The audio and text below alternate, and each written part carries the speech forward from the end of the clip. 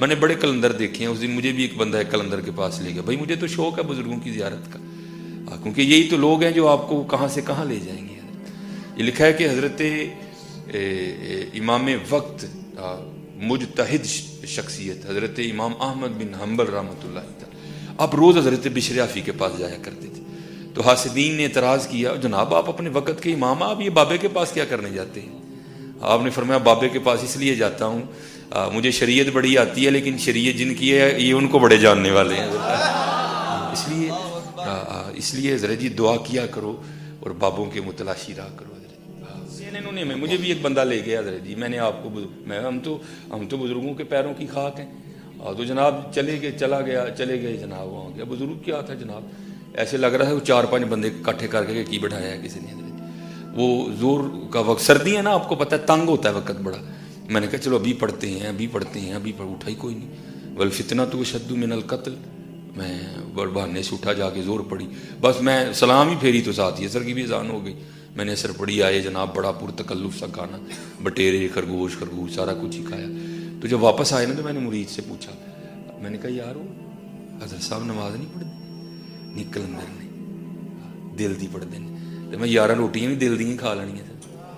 بھائی آپ بھی تو دیکھا کرو نا یار, جھوٹ بول رہا ہے یار وہ. بھائی دیوانے کو پھر روٹیوں کی کاہے کی ہوش حضرت, اس کو بٹیر کے گوشت سے کیا لگے حضرت.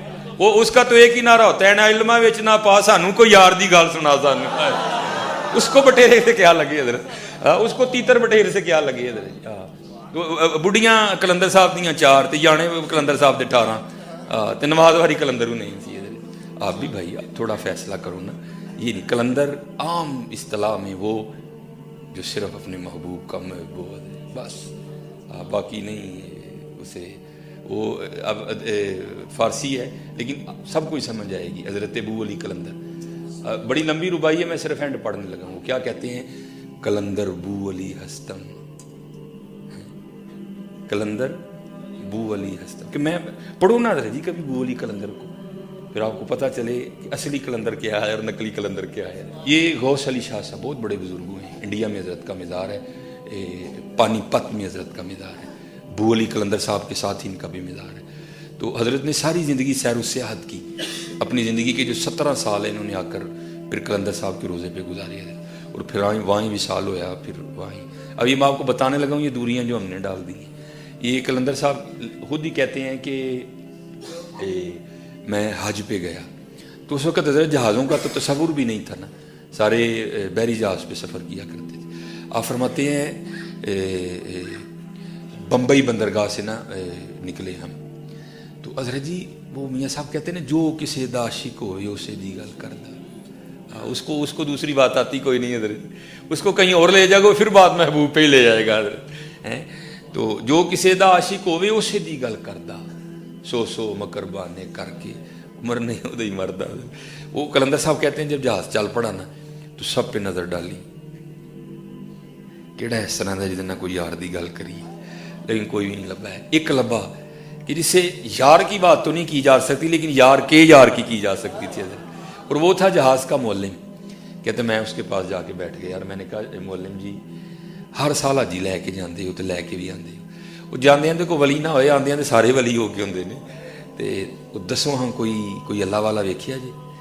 تو کلندر صاحب کہتے ہیں وہ معلم مجھے دیکھ کے کہتا ہے حضرت جی ساری زندگی جی 2 ہی اللہ والے ویکھے, تے کدی گل سناواں, پہلے دی کہ دوجے دی.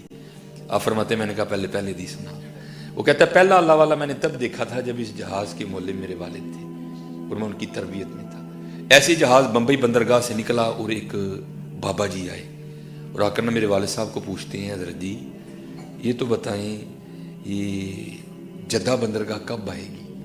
تو کہتے میرے والد صاحب بڑے پیار سے کہنے لگے بابا جی ابھی تو بمبئی سے نکلی ہیں, ہاں 11 دن لگیں گے پھر آئے گی. وہ کہتے ہیں یار اگر پہلے پتہ ہوتا نا کہ جہاز کے سفر میں بڑا جی متلاتا ہے, الٹی آتی ہے, تو میں کوئی اور راستہ اختیار کر لیتا, اور راستہ بھی ہے, تو اب تو بیٹھ گیا ہوں میں. تو کہتے میرے والد صاحب کہنے لگے حضرت اب تو 11 دن سے پہلے کچھ نہیں ہو سکتا. کہتے وہ چلے گئے, عصر پڑھ کے پھر آئے, وہی سوال کیا, میرے والد صاحب نے وہی جواب دیا. مغرب پڑھ کے پھر آ گئے, وہی سوال کیا, لیکن کہتے اس دفعہ میرے والد صاحب غصے میں آ گئے اور کہنے لگے بابا جی میں تے 11 دن تو پہلے نہیں لیا سکتا جی تھوڑے چ ہمت لاؤ زور تے لے آؤ. یہ کتاب میرے پاس مستند کتاب ہے. کہتے ہیں وہ بابا جی پوچھتے ہیں اچھا معلم صاحب پھر یہ بتائیں سب سے پہلے کون سی بندرگاہ ہے گی؟ انہوں نے کہا جی سب سے پہلے مکھا. اچھا جی پھر حدیدہ، پھر عدن، پھر جدہ. وہ کہتے ہیں لو پھر آ گیا جی جدہ. کہتے پیچھے دیکھا تو واقعتاً روشنیاں دکھائی دے رہی تھی. کہتے والد صاحب گھبرا گئے، وہ بھی تو آدھا دن بمبئی بندرگاہ سے نکلے ہوئے ہیں، یہ روشنیاں کس جگہ کی ہیں؟ جہاز کھڑا کیا، وہ کچھ لوگ گئے دیکھنے، انہوں نے آ کر کہا جناب واقعی جدہ آ گیا جی. کیونکہ وہ اس کی روحانی طاقت اتنی زیادہ تھی، وہ جس بندرگاہ کا نام لیتا تھا نا وہ جہاز اٹھا کے وہاں رکھ بھی دیتا تھا. اس کی روحانی طاقت اتنی زیادہ تھی حضرت. اچھا وہ غوث علی شاہ صاحب کہتے ہیں اچھا جی یہ تو ہو گیا پہلا اللہ والا، اب دوسرے کی سناؤ. وہ کہتا جی دوجی اللہ والے تسی ہی ہو. کہتے میں نے پوچھا حضرت وہ پہلے اللہ والے کا تو آپ نے اتنا بڑا کمال دیکھا اپنی کھلی آنکھوں سے حالت بیداری میں، تو میرا کیا دیکھا کہ مجھے بھی اللہ والا بنا دیا؟ وہ کہتا ہے حضور عمر گزر گئی حاجی لے کے جاتے ہوئے لے کے آتے ہوئے، آج تک کسی نے اللہ والے کا پتہ نہیں پوچھا، اللہ والے کا پتہ بھی اللہ والے پوچھتے ہیں. اصل سے نا اللہ والوں میں دو رنگ ہوتے ہیں حضرت. کچھ وہ ہوتے ہیں جو کیفیات پہ غالب ہوتے ہیں، کچھ وہ ہوتے ہیں جن پہ کیفیات غالب ہوتی ہیں. جو کیفیات پہ غالب ہوتے ہیں وہ ان کے رنگ یہ ہیں حضرت. سونے لباس سونا پگ سونی ہے، لیکن حضرت جی جن پہ کیفیت غالب ہوتی ہے نا ان کا حال کچھ وکر ہی ہوتا ہے حضرت. کیونکہ ان کو تن، اس کا مطلب نہیں جس کا حال سونا ہو وہ ولی نہیں ہوتا، نہیں، یہ حال ہیں اپنے اپنے حضرت. تو کچھ مغلوب الحال ہوتے ہیں. تو جیسے ہمارے غوث پاک فرماتے ہیں نا، یہ جیسے یہ میں نے یہ لانگ کوٹ پہنا ہوا ہے، تو ایسے میرے پاس اللہ کا شکر ہے 2-3 ہے، پھر جو دل کرتا ہے پہن آتا ہوں.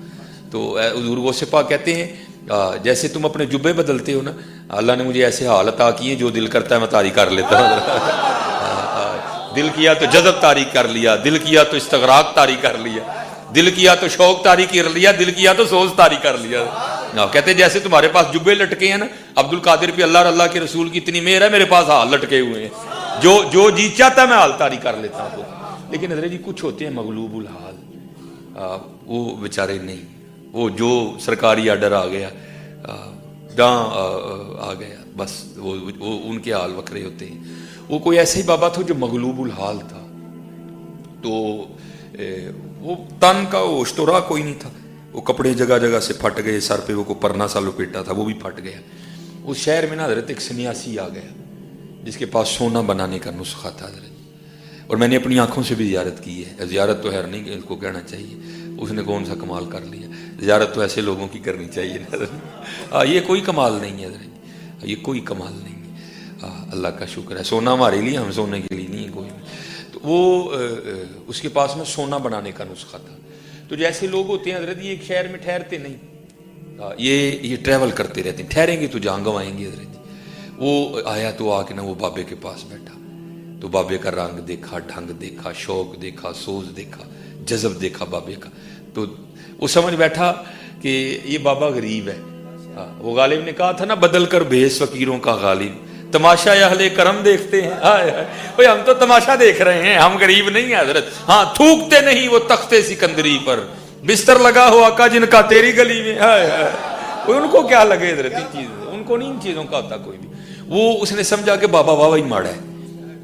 تو لیکن بابے پہ پیار بھی آیا. باہر گیا جا کے نا تو کسی سے کاپی پینسل لی اور وہ سونا بنانے کا سارا نسخہ لکھا، ترکیب لکھی، تو لا کے نا بابا جی کو پیش کیا. تو بابے ہوری کہتے ہیں سنیاسی بابے کی عرض کی حضور ویکھو نا کپڑے پاٹ گئے نے، پگ بھی پاٹ گئی ہے، اے سونا بنان دا نسخہ ہے، جنہ دل کرے گا بنائیو. یہ دل نہیں توڑتے کسی کا. مسکرا کر کہنے لگے یار ورلا ہے نا اتنے چھت دے ایتھے ذرا سام دے، ٹائم لگے گا تو بناواں گے، نہ ٹائم لگنا نہ بنانا. ان کو کام ہی ایک ہے، نہ غرض کسی سے نہ واسطہ، مجھے کام ایک ہی کام سے، تیرے ذکر سے، تیرے فکر سے، تیرے نام سے، تیری یاد سے. ان کو کیا لگے حضرت، اس کا بھی دل رکھ لیا، ٹائم لگے گا تو بناواں گے حضرت. وہ دے کے چلا گیا. اچھا یار بڑی دنیا داری کی، پہلی بار کسی اللہ والے کے کام آیا ہوں، شاید کل معافی مل جائے. وہ 2-3 سال بعد نا گھومتا گھومتا اسی شہر واپس آ گیا. تو وہ جو ہے نا दिल में ख्याल आया वो हुआ थे तो बाबे और नुस्खा दे के गया, तो अब तक तो बाबे ने ढेर लगा दिया होगा सोने का बना बना के, लेकिन जब आया ना तो देखा बाबे की वही कुटिया। दिल में ख्याल आया नहीं बाबे और टुर गए होने, नहीं जाने किसी और को दे गए। अंदर गया तो देखा बाबा जी बैठे, वही सूट पाया ये वही सूट पाया। तो बड़ा गुस्सा लगा, ऊपर देखा तो नुस्खा भी ऊपर ही, और गुस्सा लगा। वो यार दुनिया मांगती फिरती है, मैं देता नहीं, बाबे को दिया, बाबे ने बनाया नहीं। खैर वो जब मगरिब का वक्त करीब आया ना, सारे लोग चले गए, तो पूछता है बाबा जी वो नुस्खा दिता सी बनाया नहीं जी। वो भाई टाइम ही नहीं लगा, हाँ चल तू आ गया तो हम कट्ठे बनावांगे। तेरा वुजू है? उन्हें क्या जनाब मेरा तो वुजू नहीं, भाई मेरा नहीं है, तो पेशाब भी आया तो मगरिब की जमात छेती खलो जाती है, आह जरा मेरे नाल बाहर पेशाब करके तो नाल वुजू भी बना आइए। उसको ले गए बाहर, थोड़ा सा आगे बैठ के ना, भी सतर नहीं खोला, सितर फिर नहीं बोलते हैं। उसको कहते हैं यार वो पेशाब करन ते बह गया तो मिट्टी दियां टेमां तो चुकियां ही नहीं, तो जरा मिट्टी दियां 3 टेमां ते फड़ा ताकि बाद च मैं पाक भी हो जाऊँ। अब वो जो है ना वो मट्टी उठाने के लिए नीचे हुआ, तो नीचे देखा तो ज़मीन सोने की ज़मीन सोने की है। वो बड़ा हैरान हुआ, जो नुस्खा मेरे पास है बड़ी मेहनत करो तो 2.5-3 माह के बाद कुछ चंद किलो ही बनेगा, ये सारी सोने की कैसे हो गई? ये क्या हुआ? दाएं देखा तो सोना, बाएं देखा तो सोना, आगे देखा तो सोना, पीछे देखा तो सोना। अब बाबा जी ने काम किया था, उसको आवाज मार लगा के कहते हैं ओ सन्यासी बाबे, लगता तो मगरब की जमात छड़वा के छड़ना है, क्यों नहीं मिट्टी दियां टेमां फड़ान दिया? और कहता हजूर कहाँ से पकड़ाऊं, मट्टी है ही नहीं, जहां तक नजर जाती सोना ही सोना है। उसको कहते हैं फिर चल सोने की 3 डलियां दे दे। वो कहता है हुजूर आप इतने बड़े आलिम हैं, आपके इतने मुरीद हैं, आपको मसला नहीं पता कि सोने से स्तंजा नहीं होता? उठ के कहने लगे सानू फिर वो दे गए जिस स्तंजा भी नहीं होंदा, कुछ है दे के जानी दे सानू की गया।